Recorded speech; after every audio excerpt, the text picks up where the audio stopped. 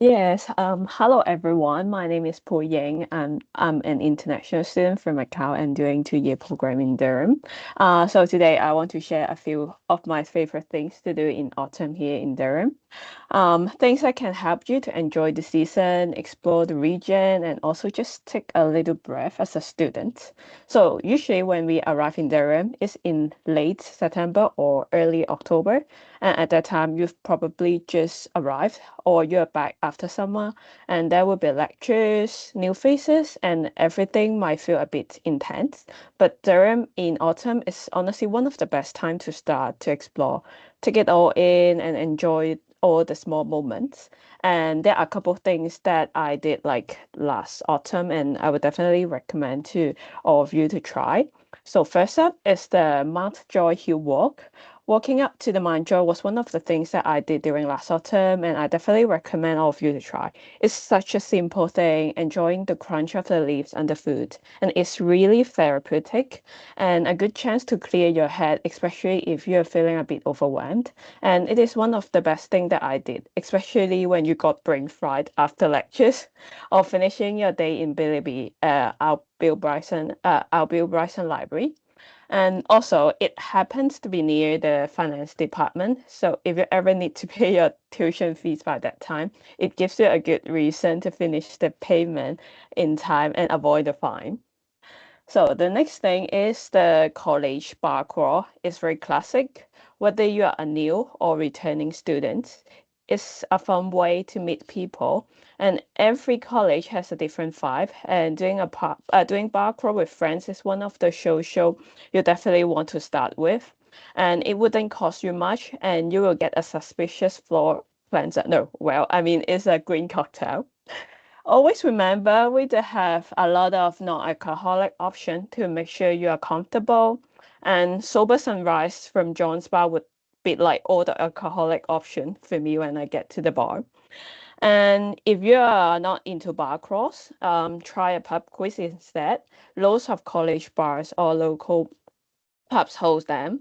And it's great for bonding, testing useless knowledge. And I surprised my local friends with knowing the latest British cake show Bake Off season as well.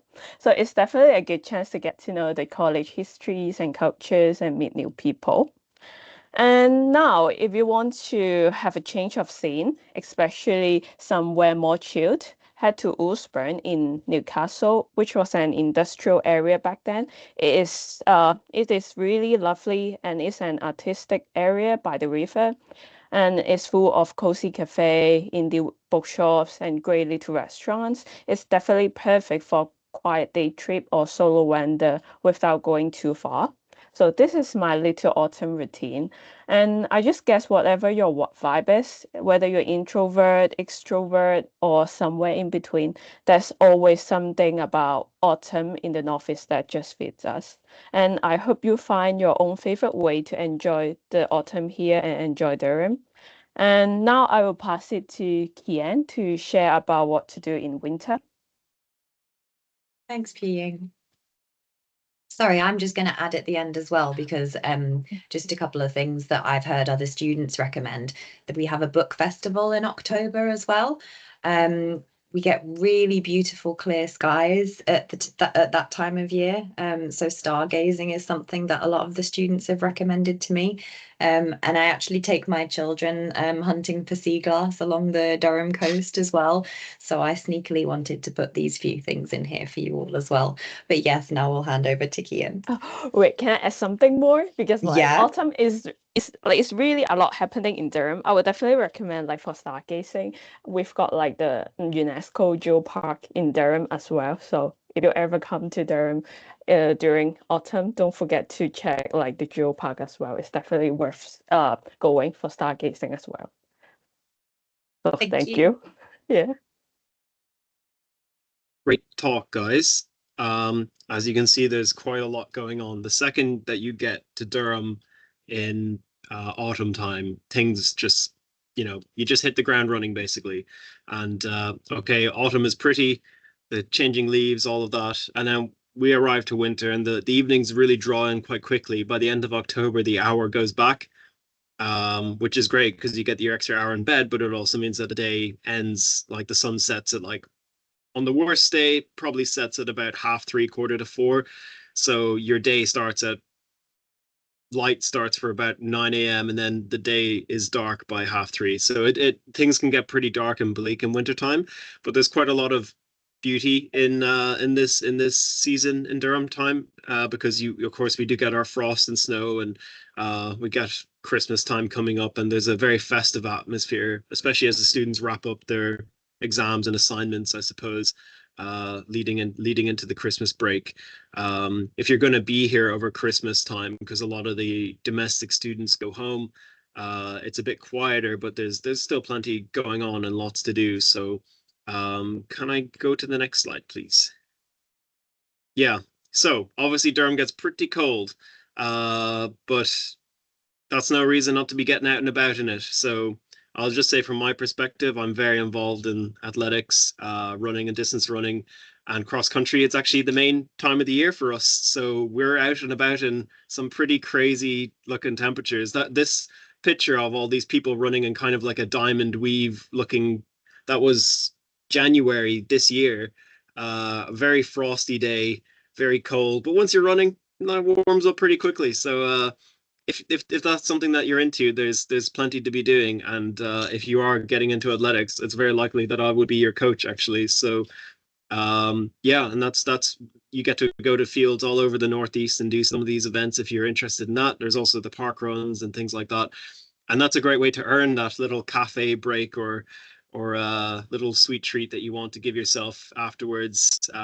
So I would say, and also because the days roll like they end quite early, you kind of want to get up and out a bit earlier and make the most of the sunshine, because once the sun sets, well, it's just very dark and bleak. So it's nice to do that and enjoy that. So yeah, you think things stop in wintertime, but actually, depending on what you're doing, things could be busier than ever in wintertime. So yeah, I'm a very busy man in winter. Can I move to the next slide? So, okay, that's my pitch to the sporty people. What if you're not a very sporty person? Well, I mean, these pictures aren't just the artsy photos of Durham and snow and frost. You're very almost guaranteed to see Durham covered in snow at some point in the wintertime. And it's absolutely lovely for about 10 seconds until you realize you have to walk places in it. So make sure you have good shoes on, and good grip, because you don't want to slip and fall and hurt yourself. But there's absolutely lovely photos to be taken. Because of our very distinct four seasons, we have a lot of plants that are coming into bloom at different times of the year. Obviously, everything's basically dead in wintertime, but depending on your season, we'll have a very different shade of different colors in the forest every single month of the year.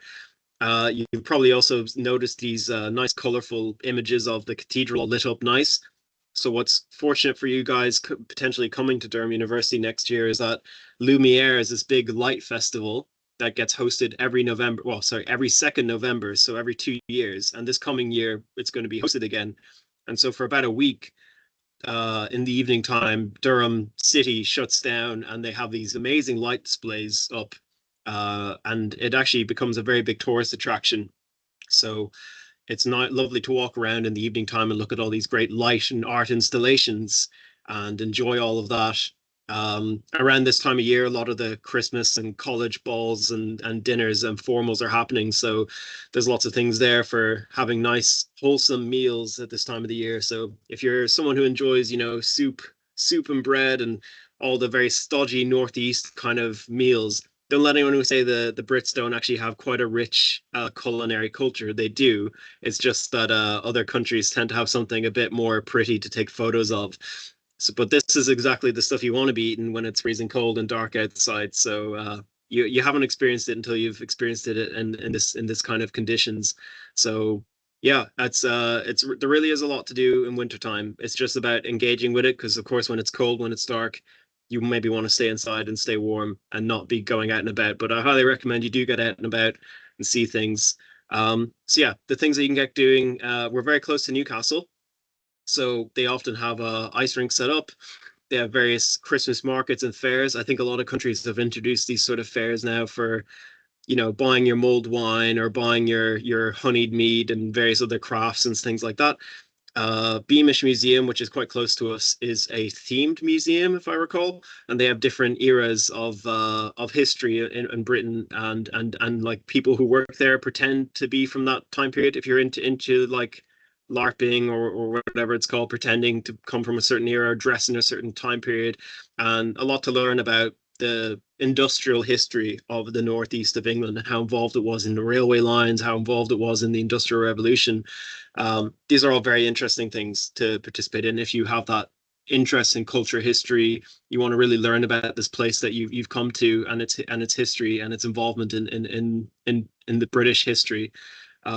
Yeah, that's basically all I have to say. Oh, I have more to say apparently. So so there is actually quite a lot as we move past Christmas.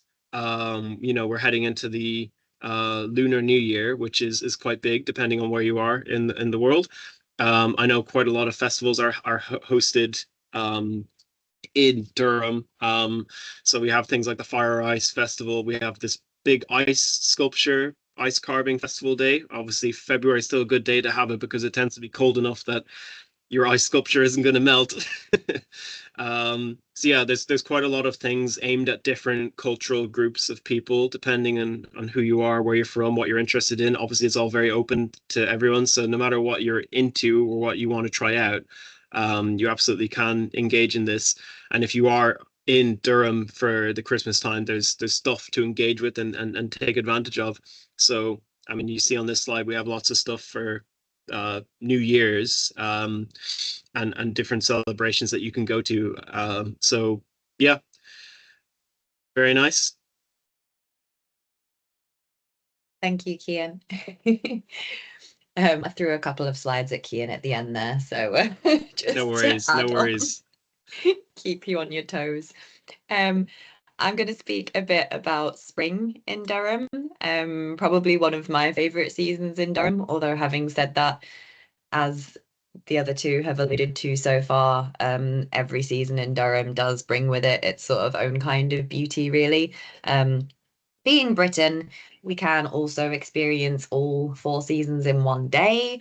So it does very much depend on the time of year. For example, this week we're in June. I guess it's technically summer now. But we've had rain, we had hailstones the other day, but then the day before that I was sunbathing in the garden. So it really does depend. You have to prepare for all eventualities.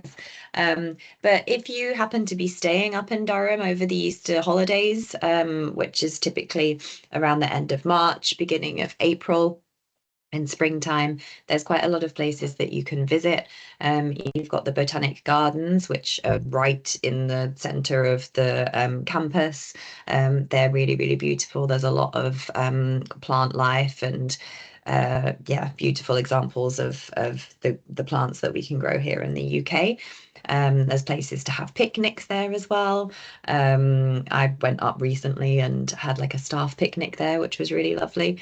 We've got Durham Castle, the cathedral. We've got our Museum of Archaeology, the Oriental Museum.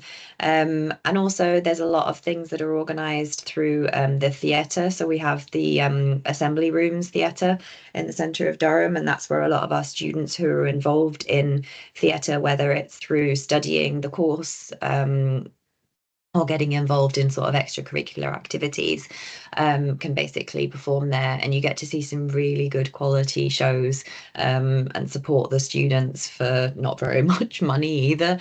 It's a really good way of yeah, experiencing sort of that theatre and performing arts side of things. I'm sure the other three ambassadors have touched slightly on like college trips and things like that, but I'll just expand. You know, there's a lot of trips that your college might organise during this time as well.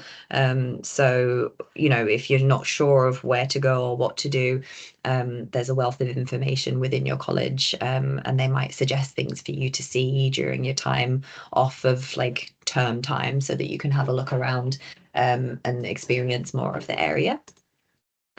Over the wider area of Durham, so sort of past Durham and what's nearby. You've got a river, the River Wear, that runs right through Durham. We've touched on Beamish before. Again, different times of year, Beamish Museum has different themes and stuff. So that's, if you buy a ticket to Beamish Museum, it's an annual ticket, so you can actually go back as many times as you want during that year, which is quite a nice way of doing things, because during the Christmas time, it's very heavily Christmas themed, lots of beautiful lights and things. During the springtime, it's different again. There's a really good fish and chip shop there as well. You can also head up to the coast, so you can go to Seaham or Tynemouth. Newcastle on the train is a 10-minute journey, and it's not far at all. And you can also get to the historic city of York within about 45 minutes on the train. And Edinburgh is just under 2 hours, I think, on the train. So, and that's Scotland. So you're very close, very well connected to a lot of things. So it's really what you make of it. And the spring is when things are getting lighter, you've got longer days. So you do have much more of an opportunity to make the most of those days that you want to get out and about and experience the local area. Here are some lovely spring pictures of one of our students. She agreed to share with me, so you can see some of the lovely activities you can get involved in during the springtime in Durham. I particularly love some of the art that you can see as you walk around the city. Obviously, mentioning that we've got the river running through, there's a lot of things like rowing that you can take part in just as a leisure activity, but then also the fact that we have obviously rowing teams through our colleges and at the university, so you can also sit on the riverbank and watch those races going on. That's a really nice activity to do. And I think that takes me on to Annabeth. Hello, I'm Annabeth. I'm a postgraduate classics student and studying an MA. So I'm really excited that I get to talk about summer. Summer in Durham is just so incredible, and I really, really struggled to fit all of the things I wanted to talk about in this short presentation. So I'm very introverted. So one of my favourite things to do in summer is just go on an adventure in the countryside. One of the lovely things about Durham is that it's a very green city, and you're only about 10 minutes walk away from the countryside at really any point. So it's really, really good for going on long walks. One of my favourite things to do is pack a book and a picnic. So you can see from the picture, this was an exceptionally good picnic. And just head out early in the morning and go and spend the day walking and eating and reading through the countryside. And sometimes you come across really beautiful spots like this one. But yeah, if you could move to the next slide. So on completely the other end of the spectrum, most colleges have their college days around this time of year. Normally after exams are finished, everyone gets really excited. Depending on what college you are at, there'll be lots of different activities. These are all pictures from my college days, like in the last 2 years. It can be a bit like a music festival on your doorstep. It's really cool. They have live music throughout the day. You can have live acts. I think my college has inflatables and face painting and all kinds of things. So it is really, really cool. Also, you can get involved in, oops, sorry, can we just go back for a minute? Sorry, can we go back for a minute? Thanks. So another really cool thing about college days is getting involved in running them. So last year I did all of the graphic design for my college day, which was a lot of work, and it would have been really great to have some help. But no, it's a really cool way to get involved in college, meet new people. I think you can even get a discount on college day tickets if you help. So you can do tech or graphic design or just helping setting up. And it's a really, really good way to get involved and have a really, really fun time. So yeah, we could go to the next slide. Yeah, so this is from Beamish. So I actually went to Beamish a few days ago. I'm a history student, so it's one of my favourite things. There's so much to do in the northeast. Beamish is about 45 minutes away from me on the bus, so it's a really, really great place to visit. You can visit a 1900s colliery, in Pitt Village. You can go down a coal mine. You can see from the photos, you can go in Victorian shops. There's a what's the word? I've lost my words, but you can go and look at horses. There are tram services, old-fashioned buses, a vintage fairground which you can go on. It's just absolutely incredible, and you could spend weeks there and never run out of things to do. So yeah, that's one of my top picks for summer. Also, it's really good when the weather's great, so summer is a really good time to visit. Yeah. So because I didn't have time to talk about all of the things that you can do in Durham in the summer, because summer is one of the best seasons to do that, especially when exams and summatives are over, just feels so freeing. I've included some fun and silly suggestions of other things that you can do. So as has been previously mentioned, I think Observatory Hill is a really good place to visit. It's just basically inside Durham. As you can imagine, there is an observatory up there, which you can go and look at. It also gives incredible views of the cathedral in Durham. It's a great place to stargaze, and yeah, really, really worth the climb. There's loads of balls going on in the summer as well. So if you want an excuse to dress up and go and have a fancy dinner and also go on some fairground rides, that's also a really good thing to do. And also, I think quite unique to Durham, we have so many balls. Back to museums, because of course I can't get away from museums. One of my favourite museums in Durham is the Oriental Museum. Go and try and find this boat there if you want. It's a really, really great place to look. I think it's free for students as well, so you can just go back as many times as you like. Really, really cool, lovely exhibitions. Yeah, well worth a visit. Can we go to the next slide? Thank you. So there's National Trust property on the outskirts of Durham, which is a really lovely place to visit, especially in summer because all of the flowers come out and the gardens are constantly changing. So it's a really lovely place to go and read or go and chat with friends. Lovely place. I've included this photo. It's of lovers' locks on a fence over a little river. So maybe if you have somebody special in your life, you can go and add a lock to this, or just go and observe like me. It's a lovely place. One of my friends built a pizza oven in his garden. So maybe try and persuade some friends to do that. It's a very fun idea. If not, barbecues are also a really good thing to do. It's just having fun and doing silly things together with friends. On the same vein, Durham has a lot of really cool shops, really interesting things you just have to go and look through. One of my favourite things I ever came across was this crazy shorts sale in one of the shops in Durham, which is very on theme for summer. So I would definitely suggest going and finding some crazy shorts in bright Hawaiian prints and experiencing everything that Durham has to offer whilst wearing them. So yeah, I think that comes to the end of my season. But again, there's so much more to do than I was able to include. But yeah, thank you.